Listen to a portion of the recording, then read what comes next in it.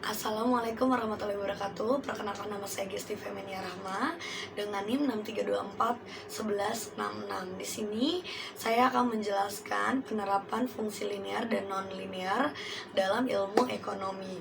Yang pertama, saya akan membahas fungsi permintaan pada fungsi linear. Oke, kita lanjut ke soal pertama, yaitu fungsi permintaan dari linear, fungsi linear. Untuk contoh soalnya, jumlah harga barang Rp60 per unit, barang yang akan dibeli sebanyak 20 unit. Bila harga barang turun menjadi Rp40 per unit, jumlah permintaan menjadi 30 unit. Tentukan fungsi permintaannya. Dari soal tersebut diketahui untuk P1 ataupun harga barang awal yaitu ada di 60 dan untuk P2-nya ada di 40. Untuk jumlah barangnya Q1-nya ada di 20 dan untuk jumlah barang setelah harganya berubah turun menjadi di Q2-nya itu di 30. Untuk rumusnya kita bisa selesaikan menggunakan rumus fungsi linear, yaitu ada di P min P1 per P2 min P1 sama dengan Q min Q1 per Q2 min Q1. Dari rumus tersebut bisa kita substitusikan menjadi yaitu P min 60 per 40 per 60 sama dengan Q min 20 per 30 min 20.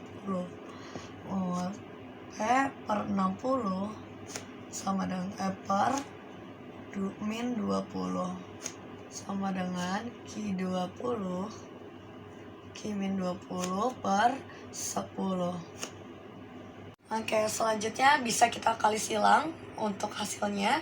Di sini berarti 10P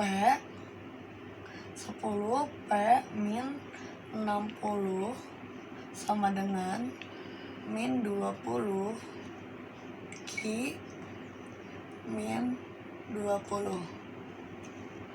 Berarti 10 kali P, 10P min 10 kali 60 berarti 600 sama dengan min 20 kali Q min 20 Q min 20 kali min 20, min ketemu min maka jadi plus 400. Berarti 10P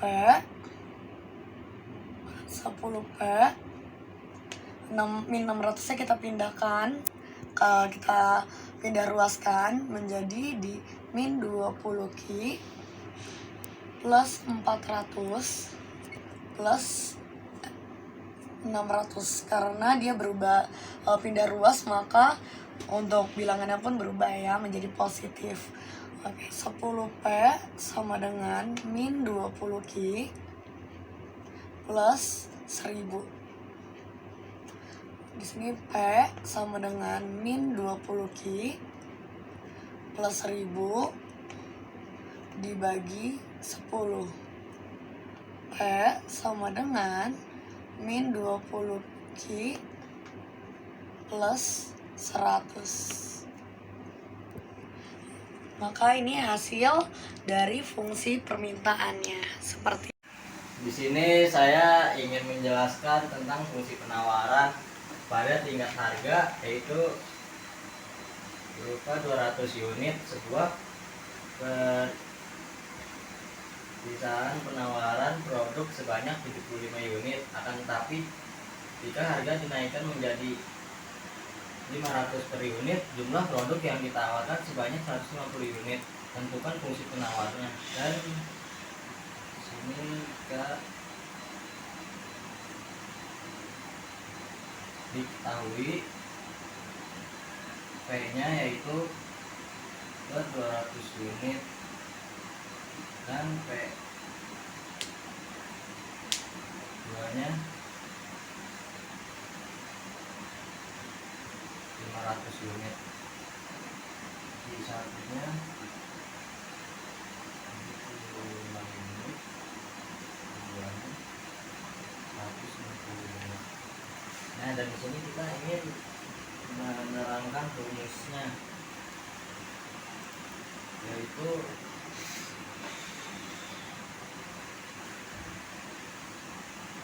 P min 200 dibagi 500 kurang 200 sama dengan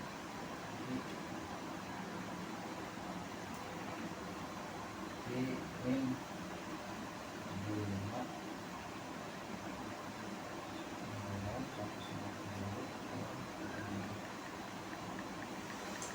dan kita kurang 500-nya dan kita turunkan P-nya dulu. Ini 200 bagi 500 dikurang 200 300 sama dengan I-nya itu kurang 75 dan kita kurang 150 kurang 75 dan habis itu kita kali silang. Nah, P-nya P kali 75 sama dengan 75 P min 200 sama dengan 300 kali Q 300 Q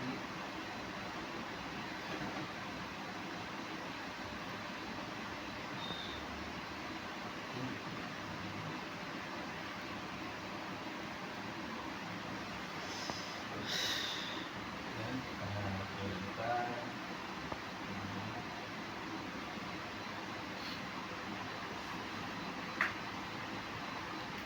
dan dikali 200 kali silang 75 yaitu min 15.000 sama dengan 300 kita turunkan dan kita itu disilang 255 itu min 22.500 dan variabel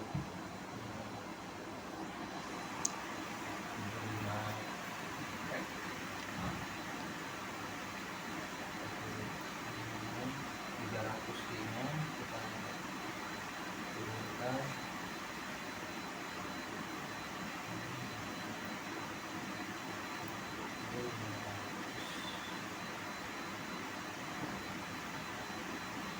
dan 15.000-nya kita pindahkan ke kanan menjadi plus 15.500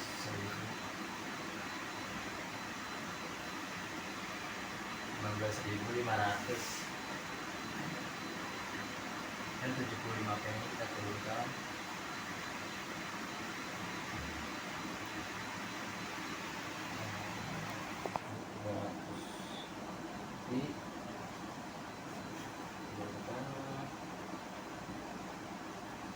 dan kita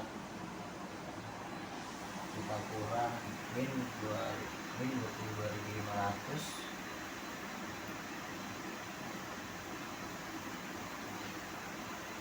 dikurang 15.000 sama dengan min 7.500 dan kita turunkan lagi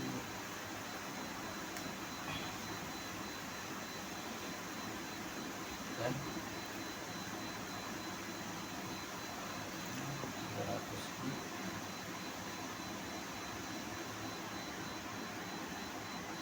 kurang 7.500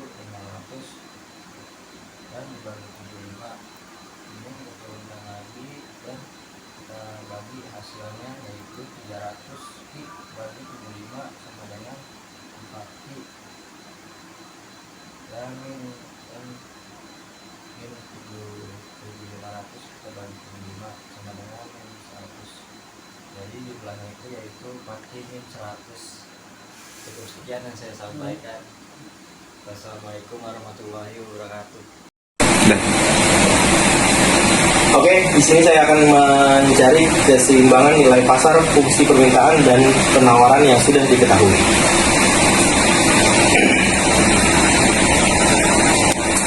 Rumusnya adalah PD sama dengan PS. PD sama dengan PS. Langsung aja kita tulis di sini soalnya. 2Q plus 100 sama dengan 4Q min 100. 100 ditambah 100 sama dengan 4Q plus 2Q. Hasilnya adalah 100 sama 100, 200 sama dengan 4Q tambah 2Q, 6Q. Dari sini kita bikin rumus pecahan aja dulu. 200 6. Kita bagi 2 sama-sama. 200 dibagi 2, 6 dan 6 dibagi 2 sama dengan Q-nya tetap di sini variabel. Hasilnya adalah 100 ini 3. Oke, sekarang kita cari price-nya.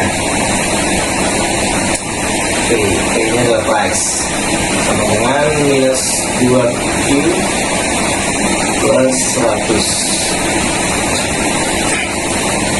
Di sini sama dengan minus 2Q. Oke, kita ambil yang tadi 100 dan ini 3 itu dari sini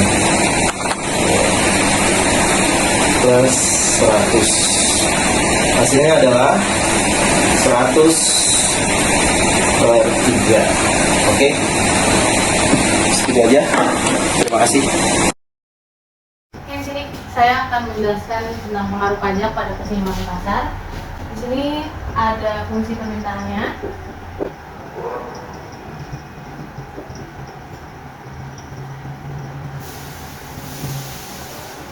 Lalu fungsi penawarannya.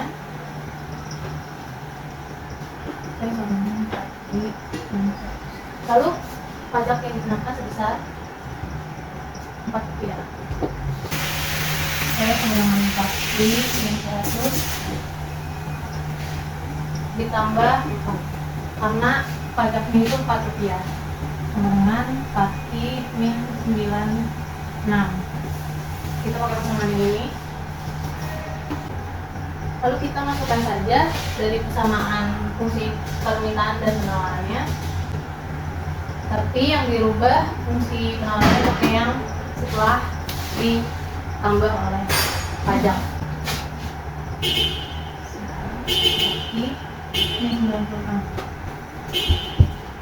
Ini 100 ditambah sedikitnya plus 2 96 sama dengan 98 per 3 seperti kalau ini sudah diketahui, lalu masukkan saja di permintaannya 2i plus 100 sama dengan min 2, i nya dirubah dengan yang segini 98 per 3 plus 100 sama dengan 104 per 3. P-nya adalah 104 per 3. Kita menemukan titik keseimbangannya yaitu 98 per 3,14 per 7. Lalu didapatkan titik keseimbangan setelah pajaknya yaitu 98 per 3,104 per 3. Atau dalam bentuk desimal itu 32,6 dan 34,5.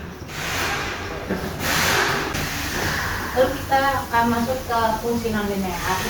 Di sini kita bisa mengetahui hanya sama dengan min 1, lalu b-nya 0 dan c-nya 36. Di sini dari fungsi kuadrat ini kita akan mendapatkan parabola dalam bentuk terbuka ke bawah. karena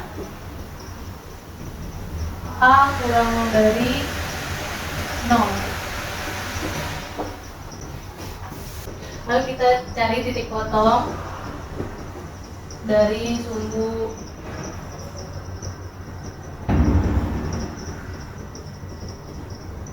itu. Kalau sumbu P pasti I-nya adalah 0, lalu P-nya sama dengan 36. Jadi titik potongnya jadi 0,36. Lalu titik potong sumbu Q-nya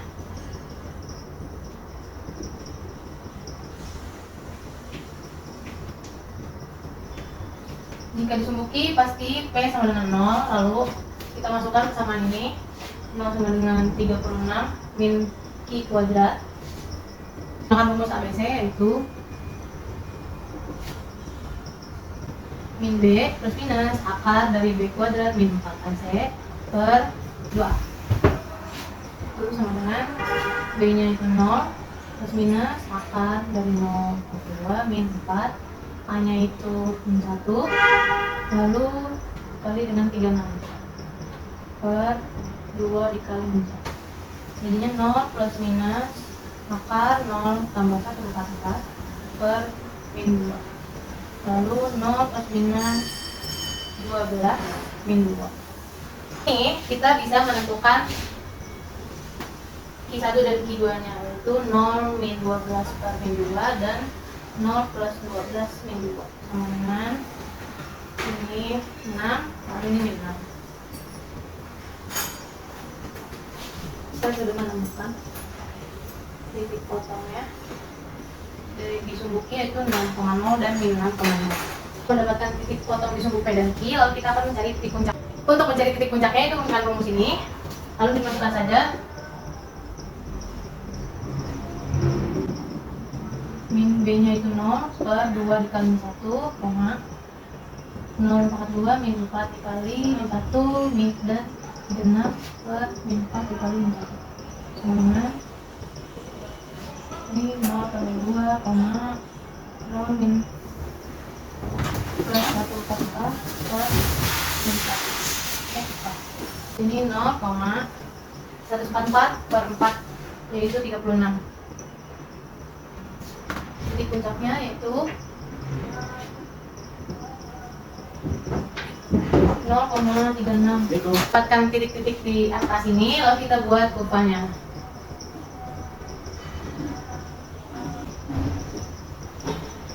Di sini P, di sini Q. Yang pertama ada titik potong sumbu P, itu 0,36. Q ada di sini 0,36. Karena titik puncak dan titik potong sumbu P-nya sama, lalu titik potong sumbu Q-nya ada di min 6,0 dan 6,0. Lalu kita garis aja di kuadran, selain kuadran 1 di titik-titik, lalu pada kuadran satunya di garis ini kurvanya. Lalu kita akan mencari bentuk kurva dari fungsi penawaran dengan fungsi kuadrat yang berbentuk P sama dengan Q kuadrat min 2Q min 24. Dari sini kita mengetahui bahwa A nya adalah 1, B nya min 2, lalu C nya min 24. Karena A nya 1, maka bentuk parabolanya terbuka ke atas karena A nya lebih dari 0.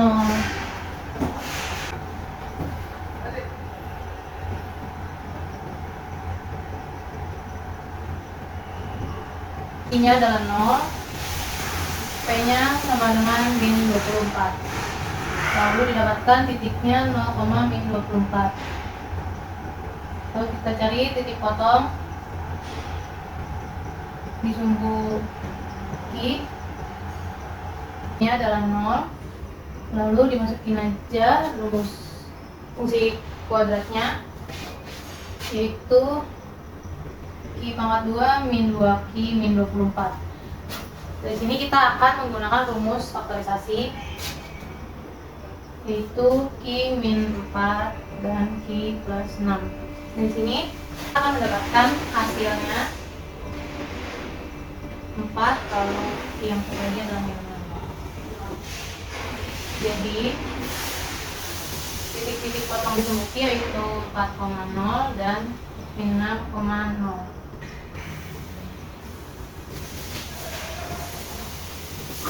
Setelah titik potong di sumbu P dan Q sudah ditemukan, lalu kita akan mencari titik puncaknya. Dan menentukan titik puncaknya itu dengan rumus A B C, itu min B per 2A, B pangkat 2 min A min 4AC per min 4A. Lalu masukin angkanya min, sini min 2 dikali min 1 sama min 2 pangkat 2 min 4 1 min 24 per min 4 1. Di sini min 2 per 2 koma 4 plus 96 per min 4 itu didapatkan 1, min 25. Kita sudah mendapatkan titik-titiknya, yaitu titik potong sumbu sekian, titik potong sumbu Q, dan titik puncaknya. Lalu kita buat pertanyaan. Di sini P, sini Q. Kalau titik potong sumbu P-nya ada di sini, dan min 24. Lalu titik potong sumbu Q ada min 4,0 dan 6,0. Lalu titik puncaknya ada di 1, min 25. Di sini kita titik karena bukan di koordinat 1. Ini garis dari garis.